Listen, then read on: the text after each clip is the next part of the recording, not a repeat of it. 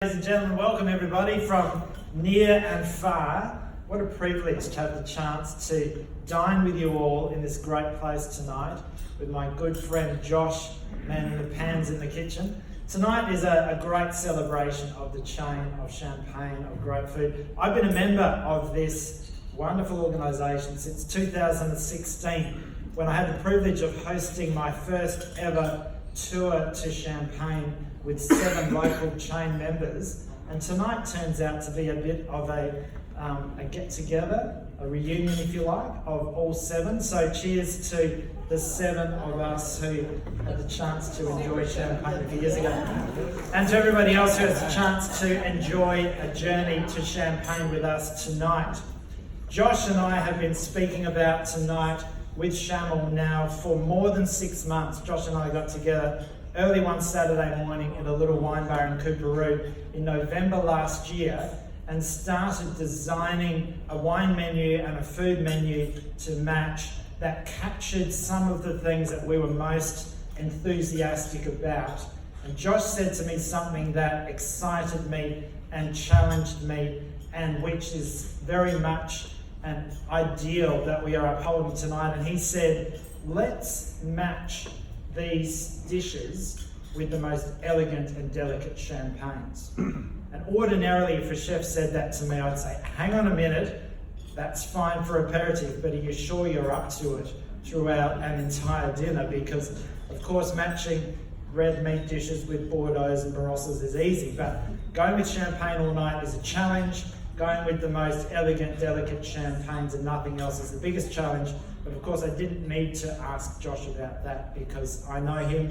I've dined under his stewardship many times, and I know that he can create amazing cuisines to go with these wines.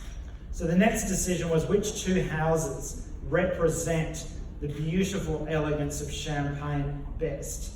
And the 2 that we both thought of straight away, 2 houses that we both love. A house that I know that you know well, Paul Roger, the most regal, as my events manager Tyler put it so well when we visited them earlier this year, the most regal of houses that has royal aspirations and a royal history.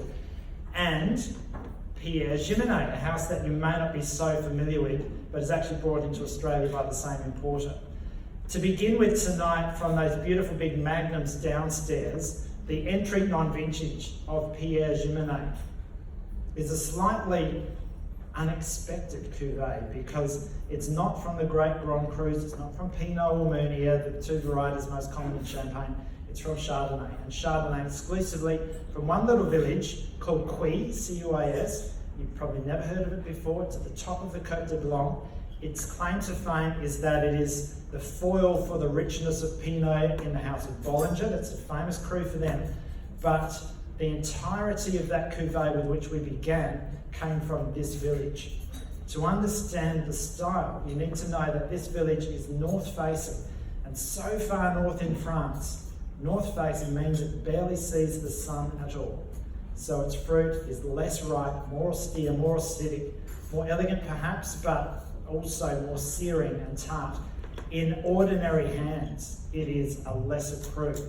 But Didier and his brother own 14 hectares in this beautiful little village, and they bottle that entire cuvee just from their own vineyards. Old vines, north-facing, cool, crisp, elegant, beautiful for an aperitif. And then they age it for longer than most. So the youngest vintage in that cuvee tonight was 2014. Most non-vintage champagnes on the shelves today are half that age. So it's already 5 years old, and a significant amount, a third of it, is older vintages again, right back to 2008, I believe, in that blend.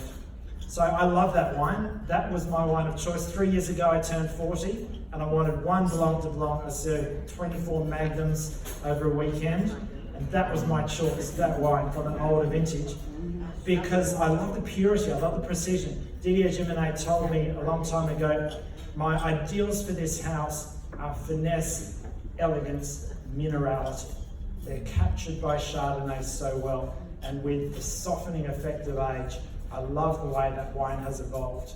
It's a beautiful entry wine to the house, and tonight we're going to go on a journey with Giminet up the tiers through their vintage wine and finally their top prestige cuvee, you'll see how the magnificence of their house unravels while maintaining that focus at every moment on purity, precision and minerality. That's a contrast then